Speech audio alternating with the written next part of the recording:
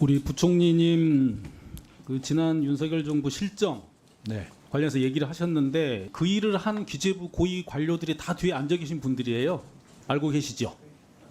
검찰개혁, 사법개혁, 언론개혁 핵심 책임을 묻는 거거든요. 기재부 개혁의 책임도 물어야 되는데 아직 소식이 없습니다. 언제 인사하실 거예요?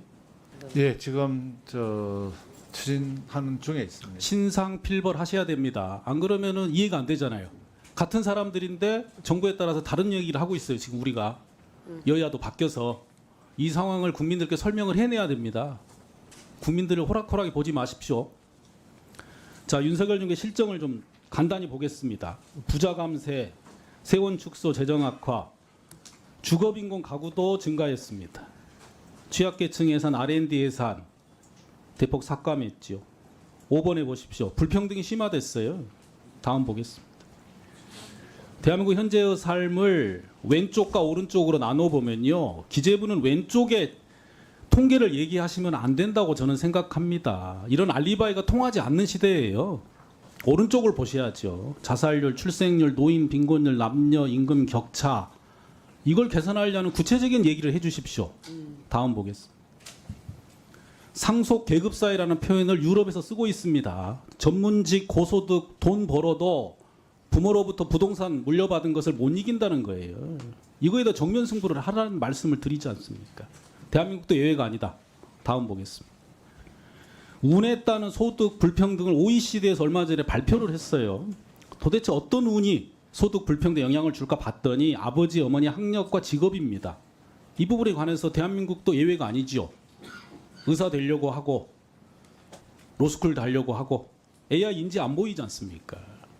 이에 관한 대책에 관한 얘기가 잘 없으세요. 다음 보겠습니다. 결국 우리 기재부 이재명 정부가 해야 될 일은 구체적인 목표를 얘기를 하시고 실행을 해야 된다. 주거빈곤 가구를 어떻게 줄일 것인가 매년, 그리고 물가를 어떻게 안정시킬 것이고 좋은 일자리를 어떻게 증대시킬 것인가. 캄보디아에서 일어난 불행한 일의 핵심 중에 하나는 국내에 좋은 일자리가 없기 때문에 위험을 감수하고 외국에 나가는 겁니다. 좋은 일자리 만들어 내셔야 되는데 연결고리가 설명이 잘 안 돼요.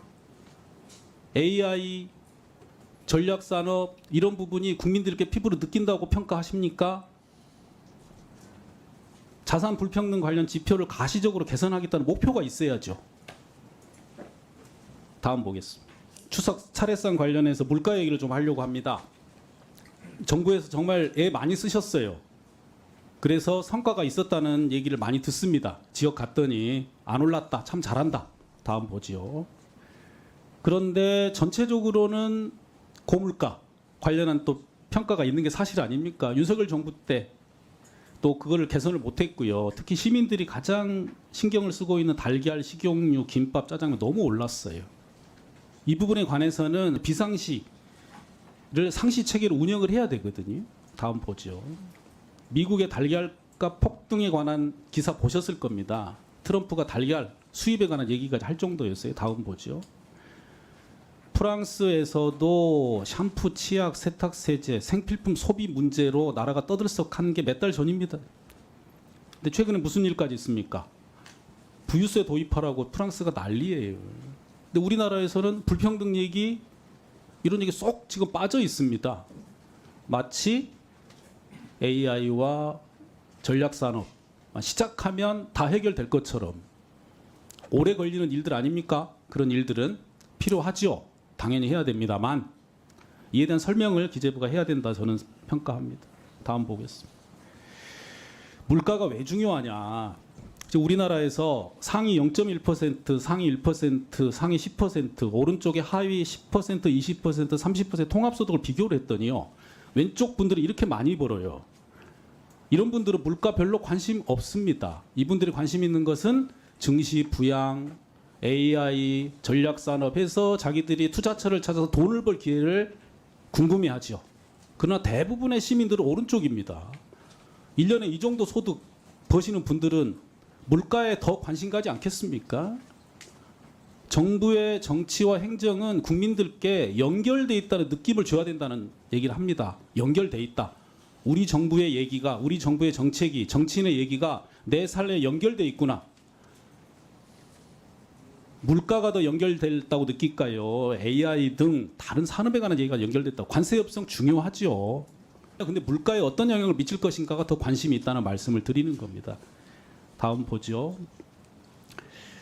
우리 정부의 국정과제 잘 정하셨어요. 먹거리 물가 안정 60번에 잘 정하셨던데 문제는 다음을 보면 윤석열 정부 시절에도 같은 내용이 여전히 있습니다. 주체는 동일한 기재부예요.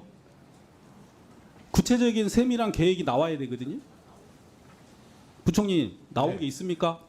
예, 지금 의원님 말씀하시는 그런 부분은 저희들 정부의 가장 중점 과제고요. 그래서 물가 안정을 위해서 저희들이 뭐 소비 쿠폰을 할인한다든지 또 그리고 비축을 확대한다든지 또 정부가 재정에서 필요하면은 또 지원하는 이런 노력을 통해서 다각적으로 이렇게 추진하고 있습니다만 또 다른 한편에서는 또 구조적인 어떤 물가 요인, 지난 정부부터 쭉 쌓여둔 그런 물가 요인까지 감안을 하지만 어쨌거나 의원님 말씀하신 취지대로 이 소득 양극화에 따라서 특히 우리 그 우선은 제가 하위 물가 계층의- 얘기를 먼저 드리는데요. 네네. 예. 네. 그러니까 물가에 관한 다음 페이지 볼까요? 네.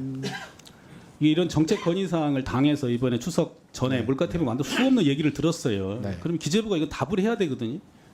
구체적으로 이렇게 하겠다. 네. 이걸 중요한 일이 아니라고 생각하면 저는 문제라는 말씀을 드리는 거예요. 이것만큼 중요한 문제가 없다라고 생각하셔야 됩니다. 물가 안정과 좋은 일자리 여기에서 공동체의 미래가 달려 있다는 인식을 하셔야 되는데 그에 관련한 구체적인 실행 계획이 아직도 안 나오고 있다. 그리고 앞에 큰 틀은 전 정부랑 별 차이가 없다. 가령 농수산물 예, 의원님, 의원님 말씀하신 우리 어려운 서민들을 위한 물가 안정은 굉장히 1번 과제라고 생각하고 저희들도 가장 첫 번째 정책으로 두고 있다는 말씀을 드리고 지난번 주신 저런 정책 과제들은 저희들이 내부적으로 또 검토도 하고 또 일본은 실행도 하고 있다는 말씀을 드리겠습니다. 또 위로는 지금 말씀하신 좋은 일자리를 창출하려면은 지금 이제 상황이 달라지기 때문에 그래서 저희들이 생각했을 때는 가능하면 AI를 활용한 어떤 생산성 제고 이런 부분이 좋지 않나 해서 저희들 두 가지 방향으로 가고 있다는 말씀을 드리고요. 장기적인 과제는 장기적인 과제대로 또 단계적인 또 물가 안정이라든지 서민 생활 어떤 이 불공정한 문제는 저희들이 또 계속 단계적으로 계속 천착을 해서 두 가지 방향으로 같이 해서 나가도록 그렇게 하겠습니다. 부총리님, 네네. 미국의 사선 연방 상원 의원 그리고 대통령 예비 후보였던 버니 샌더스라는 사람이 있었습니다. 네. 민주적 사회주의자라고 칭할 만한 진보 정치인인데요. 이분이 버몬트주 벌링턴 시장이었을 때부터 그 지역 사람들은 사회주의가 뭔지 몰라도 먹고 사는 문제에 관한 한 버니는 우리 편이다. 이 샌더스가 소위 먹사니즘을 중심으로 시민의 일상을 나아지게 하는 정치 활동을 40년 정도 했답니다. 그렇기 때문에 보수 성향의 분들도 샌더스를 지지했다는 거거든요. 지금 국민들이 이재명 정부에 기대하는 것은 그런 거라고 생각합니다. 달걀, 식용유, 김밥, 짜장면 등 시민들의 기본 먹거리하고 생존과 관련된 주거 비용 등 불평등 양극화의 심화로 정말 심각한 상황인데 정부가 이런 기본 물가에 관해 늘 비상시라는 자세로 임해야 된다고 요구하는 거예요. 이번 추석 때 우리 기재부 물가정책과의 이매영 과장님이나 기재부 공무원들이 정말 일 잘하시더라고요. 그리고 잘해서 성과를 냈잖아요. 그 정부 5년 내내 물가 안정을 위해서 우리 정부가 정말 저렇게까지 하는구나 라는 믿음을 국민들한테 주시라는 거예요. 그래야 국민들이 희망을 갖고 일을 할 수 있거든요. 아마 그렇다면 우리 부총리님은 물가를 다스린 우리 당군 이래 최초 경제부총리다 이렇게 칭송을 받으실 수 있을 거고 이재명 정부는 그 어떤 것과 상관없이 성공한 정부가 될 겁니다. 부총리님 그렇게 해내실 수 있겠어요? 예, 의원님 말씀대로 물가 굉장히 중요합니다. 그래서 저희들이 할 수 있는 유통구조 개선이라든지 또 이 물가라는 게 또 특정 품목은 이 기후변화 영향으로 인한 그런 부분도 있는 것 같고 이래서요.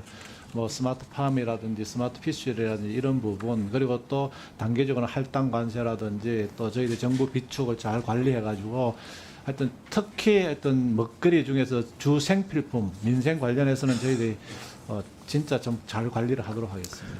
네, 그래서 우리 국정과제 중에 농수산물 수급 체계 개선 네. 그리고 서민 체감도가 높은 필수 생활비 품목 대응 체계 구축 표현하셨어요. 네. 그리고 물가를 중심으로 과거에 민생 경제국 신설도 검토했거든요. 기재부에서. 네. 이 전반적인 부분을 우리 종합국감 전까지 보고를 해주시기 바랍니다. 네. 종합국감 때 다시 말씀드리죠. 네네. 다음은 불평등 관련해서 다시 좀 말씀을 드리죠. 아까 말씀드렸던 대한민국 현재의 삶에서 노인 빈곤율 1위, 자살 사망자 수 보셨고요. 다음 볼까요? 최근에 미성년자를 대상으로 한 뭐 할아버지가 바로 세대 생략 증여한 액수가 3조 넘는다. 임대소득 미성년자 뭐 600억 이런 기사는 너무 많은데 오른쪽을 보시면 올해 8월 기준으로 기초생활 수급자 중에 19세 이하가 37만 명, 20세에서 39세가 30만 명입니다. 그리고 지옥고에 거주하는 가구 수가 90만 가구. 저는 하여간 기재부의 정책 목표는 이분들이야 된다는 말을 다시 한번 드리고요. 다음 볼까요? 그런데 일가족 사망 사건 보도가 지금 맨 아래가 9월 달이고요. 10월 달 6일, 7일 며칠 되지도 않았어요. 일가족이 사망한다는 이유에 대해서 혹시 기재부총리님 상상해 보신 적 있습니까? 가족이 부모 혹은 자녀를 죽여 본인이 죽을 정도면 어떤 일이 있었을까? 미국은 총기가 국민을 죽이는데 대한민국은 사회 자체가 시민을 죽이는 나라가 되고 있습니다. 이에 대해서 정면 승부를 해야 되는 거예요. 근데 통계청에 물어봤더니 이 관련해서 왜 사망했는지 이유도 분석하지 않는답니다. 어떻게 죽었는지를 알아야지 살릴 수 있는 거 아닐까요? 관심을 가져주세요. 네. 다음 보겠습니다. 말씀드린 상속 계급사에 꼭 찾아보시기 바라고요. 다음요. 마찬가지로 21세기 상속은 자녀가 태어나자마자 시작된다라는 그런 얘기들입니다. 부모보다 못 사는 최초 세대 얘기고요. 다음 볼까요? 시간이 없네요. 아쉽습니다. 이게 남은 나라 얘기가 아닙니다. CEO들 연봉이 190억, 170억, 151억이고 최저임금 10,000원, 월급 210만 원, 연봉 2,600만 원. 그냥 쉬운 질문입니다. 이게 공정합니까?